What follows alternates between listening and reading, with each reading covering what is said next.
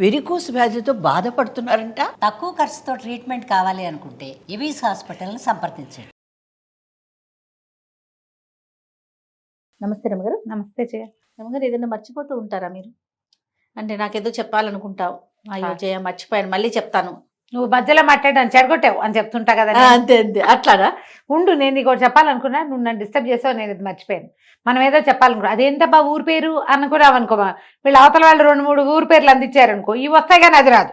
అది గుర్తుకు రాదు. అలాంటిది వస్తుంది. ఫ్రిడ్జ్ దగ్గర నుంచుంటాం, దాని దగ్గర నుంచి చూస్తుంటాం, ఏం తేవాలి మనం ఫ్రిడ్జ్ ఎందుకు వచ్చామనా. అందుకని ఏం చేస్తాం, మళ్ళీ వచ్చిన చోటకే వెళ్ళామనుకో, ఆ కరివేపాకు, కొత్తిమీర, ధనియాలు, జీలకర్ర ఏదో గుర్తొస్తుంది. నువ్వు కూడా మర్చిపోతావు కదా. నేను ఫోన్తో మర్చిపోతారు రమగారు. ఫోన్ తీస్తా, మాట్లాడదామండి, మీకే చేద్దాం అనుకుంటా. మీరైతే అసలు మర్చిపోను అనుకోండి, అది రిజిస్టర్డ్ నెంబరు. జనరల్గా ఎవరితో మాట్లాడదాం అనుకుంటా చాలాసేపు గుర్తు తెచ్చుకుని ఇంకా మీరు అన్నట్లు వెనక్కి వెళ్తే అప్పుడు ఓకే. నేను ఏదో వెతకటం మొదలుపెట్టి ఏం వెతుకుతున్నానో మర్చిపోతాను ఒక్కొక్కసారి. వేరే ఏవో కనపడతాయి, వాటి మీదకి వెళ్తాము, ఇది పోతుంది. ఇంతకీ అసలు దేనికోసం మొదలు పెట్టాము అలా అనిపిస్తుంది. సహజంగా జరుగుతాయి జయ, పిల్లల్లో మరీ కనపడతాయి. మనం ఏదైనా మాట చెప్తే వాళ్ళు ఇంకో మాట మొదలు పెడతారు, ఇది పోయి అది వస్తూ ఉంటుంది. అవును. చందమామలో ఒక బుజ్జి సరదా కథ ఉంది, చెప్తాను. బాగుంటుంది సరదాగా. ఇది మా చిన్నప్పుడు హైసర్ బజ్జా కథ అని చెప్పుకుంటూ ఉండేవాళ్ళం. అసలు మాట మర్చిపోయి హైసర్ బజ్జా వచ్చిందనమాట బయటికి. ఈ కథ కూడా బాగుంటుంది. ఒక ఊళ్ళోట ఒక అమ్మమ్మ మనవడు ఉన్నారు. నాన్న అమ్మ వాళ్ళు ఎక్కడ ఉంటారు, పిల్లాడు అమ్మమ్మ దగ్గర ఉంటాడు, తిరుగుతుంటాడు ఊళ్ళో హాయిగా వాడు. అయితే ఆవిడేమందిట, వాడితో చెప్పింది, ఒరే అమావాస్య ఎప్పుడో శాస్త్రులు గారింటికి వెళ్ళి కనుక్కురారా అని చెప్పింది.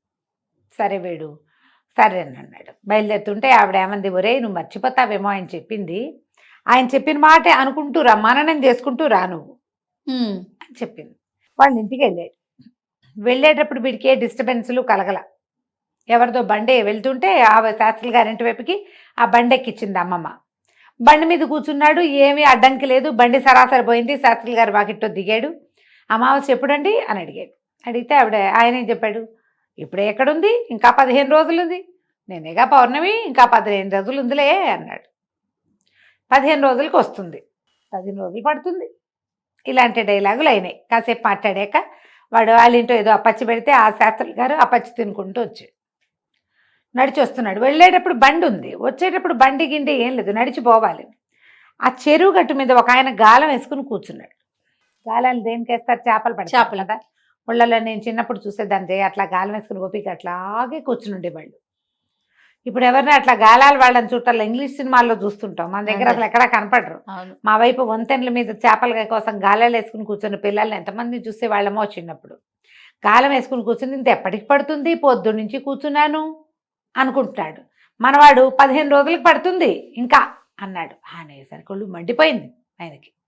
ఎవడరా వీడు అని చెప్పి ఒకసారి విసుగొస్తుంది కదా అవతల వాళ్ళకి. వాడు ఒక డైలాగ్ అనుకున్నాడు, అంతే. వాడు అనుకున్న డైలాగ్కి ఇప్పుడు ఏమనిపిస్తుంది, వీడి వల్ల నిజంగానే అంత లేట్ అయిపోతుంది కదా. అవును అవును. ఒళ్ళు మండిపోయింది. వెనక్కి తిరిగి చూశాడు. ఈ నడిచొస్తున్న కుర్రాడు కనపడ్డాడు. కనపడేసరికల్లా ఏమన్నాడు ఆయన, నీ దారి నువ్వు పోవయ్యా అన్నాడు. అనేసరికి ఈ 15 రోజులకు వస్తుంది పోయింది, నీ దారి నువ్వు పోవయ్యా, నీ దారిని నువ్వు పోవయ్యా అనుకుంటూ నడుస్తున్నాడు. ఇంతే కదా. ఆ వెళ్తూ ఉంటే ఏమైంది, అక్కడ ఎవరి వాకిట్లోనో ఒక ఆయన్ని పడుకోబెట్టారు. ఆయన వెళ్ళిపోవడానికి సిద్ధంగా ఉన్నాడు. ఓకే. ఉంటే వీడు వీళ్ళందరూ ఏదో మాట్లాడుకుంటున్నారు. నీ దారిని నువ్వు పోవయ్యా క్రమంగా ఎలా మారుతుంది, ఆ వాడి దారిని వాడే పోతాడు, అందులోకి షిఫ్ట్ అయ్యాడు. ఓకే. నీ దారిని నువ్వు పోవటం అనేది వాడి దారిని వాడు పోవటానికి భాష మారింది అంతే, ఏమనాలి దాన్ని టెన్స్ మారిందనమాట. ఈ వాళ్ళు వాకిటో కూర్చుని మాట్లాడుకుంటుంటే ఏమవుతుందో ఏమిటో, ఈవిడ ఏమవుతాడో, ఎలా అవుతుందో, రేపొద్దున ఏమవుతుందంటే, నీ దారి నువ్వు పోవయ్యా కాస్త ఏమైంది, వాడి దారిని వాడే పోతాడు అన్నాడు. ఆనంగానే వీళ్ళందరూ ఆశ్చర్యపోయారు. ఎవడరా వీడెవడో రోడ్డు మీద పోయేవాడు, వాడి దారిని వాడే పోతాడని చచ్చిపోయేందుకు సిద్ధంగా ఉంటే ఇంత మాట అంటాడని వాడిని పట్టుకుని తన్నబోయారు. వాళ్ళందరూ ఏమన్నారు, పెద్ద చుట్టుపక్కల వాళ్ళ గురించి, వాడిని వదిలేయండి, ఏముంది, అయిపోయింది వాడి జీవితం, ఆనందంగా కాలిపోనివ్వండి వాడిని, ఇంతకాలం కష్టం అనుభవించాడు, ఆరోగ్యం లేదు, వాడు అక్కడే నుంచున్నాడు, వాడిని పట్టుకున్నారు అందరూ, వీళ్ళందరూ మాట్లాడుకుంటున్నారు, వాడు ఇంతకాలం జబ్బుతో తీసుకున్నాడు, ఇకనైనా వాడిని ఆనందంగా కాలిపోనివ్వండి. ఇంకెంతకాలం తీసుకుంటాడు, 6 నెలలుగా మంచంలో ఉన్నాడు, వాడి కోసం బాధపడకూడదు అని మాట్లాడారు. వీడికి ఆనందంగా కాలిపోనివ్వండి పట్టింది. బాగున్నాడండి. ఆనందంగా కాలిపోనివ్వండి అనుకుంటూ పోతున్నాడు. ఏమైంది, కొంచెం ఎండాకాలము, ఊరికే ఊళ్ళల్లో తాటాకు పాకలు తగలబడతాయి, తగలబడతాయి కదా, తగలబడుతుంటే ఏదో ఇల్లు అంటుకుంది. వీళ్ళందరూ బిందె అందుకోండి, చెమ్ము అందుకోండి అని కేకలు పెడుతుంటే ఆనందంగా కాలిపోనివ్వండి అన్నాడు పర్వాడే. వాళ్ళు ఎవడ్రా వాడు, బిందె నీళ్లు పోసి మెత్తగా తనండి వాడిని అన్నారు. బిందె నీళ్లు పోసి మెత్తగా తనమన్నారు. ఈ బిందెలు నీళ్ళు పైన పోస్తున్నారు కదా, వీడి మీద పోయమన్నారనమాట.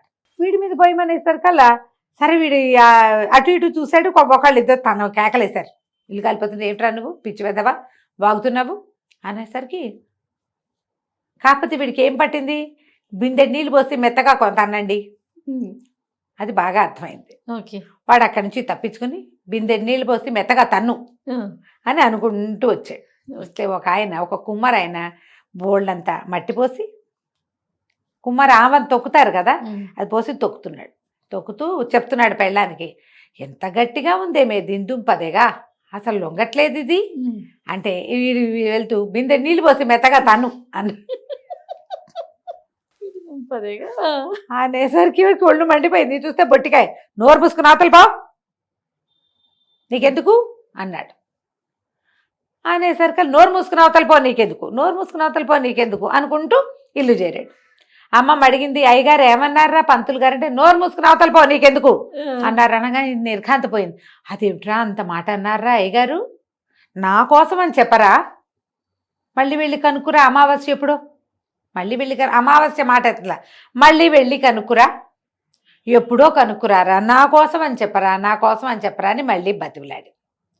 ఇప్పుడు దారి సులువుగా ఉంది. వీడు మళ్ళీ తూనీగలాగా పరిగెత్తాడు. ఈసారి శాస్త్రులు గారి ఇంట్లోకి వెళ్ళి నుంచున్నాడు. నుంచుంటే ఆయన ఏమన్నాడు, ఏమిట్రా అని అడిగాడు. మా అమ్మమ్మ కోసం అండి, అదేదో ఎప్పుడో అడిగి రమ్మన్నారు అన్నాడు. ఈయనేమనుకున్నాడు, ఓహో అమ్మమ్మదే ఏదో ఉంది తిది అడగమంటున్నారు అనుకుని, ఆవిడ ఎప్పుడు పోయిందిరా అన్నాడు. ఆవిడ అమావాస్య ఎప్పుడు పోయిందా అని అడిగాడు. అప్పుడు వీడికి గుర్తొచ్చింది, ఓహో అమావాస్య, అవునండి అమావాస్య దాని గురించేనన్నాడు. అనేసరికల్లా ఈయనేమన్నాడు, సరేలే ఆ రోజుకి మీ ఇంటికి రావాలి అంతే కదా, పోయిందా ఆవిడ అమావాస్యకి, ఏమేవో విన్నావా, ఆవిడ ఫలానా ఆవిడ పోయిందిట, అమావాస్య నాట సంవత్సరికమో ఏమిటో రమ్మంటున్నారు అని ఇంట్లో అంతా మాట్లాడేసుకుంటున్నాడు చెప్పాడు. కుర్రాడు వెనక్కి తిరిగి వచ్చేసాడు. ఇంటికి వచ్చి చెప్పాడు, ఆయనే వస్తానన్నాడు అని. ఆయన ఎందుకు వస్తాడురా, అమావాస్య ఎప్పుడో చెప్పమంటే అయ్యగారు రావటం ఎందుకు. ఇక వీడితోటి కాదని ఈవిడే పోయి అయ్యగారింటికి వెళ్ళింది. ఓహో నువ్వు బతికే ఉన్నావా, నువ్వు పోయావన్నాడే మీ మనవడు అన్నాడు. పోలేదండి, ఏదో అడగమని పంపించాను అంటే, ముందు అడిగాడు ఏదో, తర్వాత ఏమో మా అమ్మమ్మ తిదెప్పుడని, వాడు తిదేని అడగలా, మా అమ్మమ్మది అదేదో వాడు చెప్పగానే ఆయన తిది అనుకున్నాడు. చూడు ఎక్కడి నుంచి ఎక్కడికి తీసుకొచ్చాడు. అదే ఇలాగే మర్చిపోతాం. డైవర్షన్, ఒక టాపిక్ లోంచి ఇంకో టాపిక్ లోకి వెళ్ళేటప్పుడు దీన్ని వదిలేసి దాన్ని పట్టుకుంటాం. అవును, ఇది ఎందుకు వస్తుంది, జనరల్ గా ఫోకస్ లేకపోతే కదా. అవునండి, పిల్లలు ఏడుస్తూ ఉంటారు ఏదో ఒకదానికి, ఏది కనపడితే దానికోసం ఏడుస్తారు. తేగలే అయిపోయావే అమ్మ, ఇదేమిటంటే తేగ కావాలని ఏడ్చింది ఎవరితో అని చెప్పుకుంటారు మన వైపు సామెత. అవును, మనం ఏది మొదలు పెట్టామో దాని మీదే ఉండాలంటే బ్రెయిన్ కి ఫోకస్ కావాలి. నా సలహా అయితే గుంజీలు తీయండి. మీరు ఎప్పుడు చెప్తారు కదా రమ్మగారు ఈ మాట, గుంజీలు తీస్తే ఫోకస్ వస్తుంది జయ. ఎందుకనో ఈ మధ్య పెద్దవాళ్ళు చాలా మంది ఓంకారం చేయకూడదని, ఓంకారం అనకూడదని, ఓంకారం ఆడవాళ్ళు అసలు చేయకూడదని, మనాలని ఓం అనకూడదని చెప్పి చంపేస్తున్నారు. కానీ చాలా మంది, నేను ఒకటి చెప్తా జయ, అంటే ఇది మరి అందరికీ విరుద్ధంగా చెప్తున్నారు, మీరు పెద్దవాళ్ళు ఇలాంటివి చెప్పచ్చా అని మీరందరూ నన్ను ఆడిపోసుకుంటే నేనేం చేయలేనమ్మా. 21 times రోజు ఓంకారం చేసిన రోజుల్లో నేను చాలా బ్రైట్గా ఉన్నానని నేను నమ్ముతాను జయ. రోజు ఓంకారం చేసేది. బ్రైట్గా అంటే ఎట్లా రమ్మగారు, ఏ విధంగా? ఎక్కువ నేను యాక్టివ్గా ఉన్నా, నాకు తక్కువ నిద్ర సరిపోయేది, నిద్రగా లేను అప్పుడు. చాలా రోజులు చేశాను జయ నేను. ఓకే. క్రమంగా మనకు ఆధ్యాత్మిక గురులు యోగా వాళ్ళు చాలా మంది ఎక్కువ అన్నిసార్లు ఓంకారం చేయకూడదని, ఓంకారం చేస్తే పొట్టలో ఏమిటో కదిలిపోయి ఏమిటో అయ్యి ఏమిటో చాలా వింటున్నాం. ఇది చేయట్లేదు, కానీ ఓంకారం చేస్తే నాకు ఎంత బాగుంటుందో అనిపిస్తుంది. ఓకే. చాలా బ్రైట్గా ఉన్నానని, నేను తెలివిగా ఉన్నానని, ఇంకా ఇప్పుడు తెలివిగా లేరటే కాదు, ఇంకా ఎక్కువ తెలివిడితోటి ఉన్నానని నేను నమ్ముతాను. నాకు ఆధ్యాత్మిక ప్రగతి అంటూ నేను ఏదైనా కొంచెం స్పిరిచువల్ పాత్వే వైపుకి తిరిగానంటే ఓంకారమే కారణం. ఈ ఒట్టిగా ఆనాపానసతి ఇది చేస్తాం కదా, మన ప్రాణాయామం చేస్తాం, అనులోమ విలోమ, ఆనాపానసతి కాదు, అనులోమ విలోమ చేస్తే నేను ఒక 80, 20, 100 టైమ్స్ దాకా చేసేదాన్ని చేయ. 80, 90 నుంచి 100 దాకా వదిలిపెట్టకుండా చేసి ఒక 21 టైమ్స్ ఓంకారం చేస్తే ఎంత యాక్టివ్గా పవర్ ప్యాక్డ్గా ఉండేదాన్ని. నేను ఎన్ని పనులు చేసేసేదాన్ని అప్పుడు. ఇప్పుడు నేను అన్ని చేయలేకపోతున్నాను, ఆ ఓంకారం మానేశానని చాలా రిపెంట్ అయ్యి బాధపడుతూ ఉంటాను. నేను తెలివిగా ఉంటాం మనం అని నాకు అదే మీ పర్సనల్ ఫీల్ అది. డెఫినెట్గా ఏదో ఒకటి చేయండి ఫోకస్ పెరగటానికి. మీ యోగా గురువులు, మీ యొక్క ఆధ్యాత్మిక గురువులు, మహానుభావులు ఎవరో ఒకళ్ళు ఉంటారు కదా, వాళ్ళని ఫాలో అవ్వండి. మా రూల్ అయితే గుంజీలు తీయండి, యాక్టివ్గా అవుతారు. రైట్ రమ్మ గారు, నమస్తే. నమస్తే.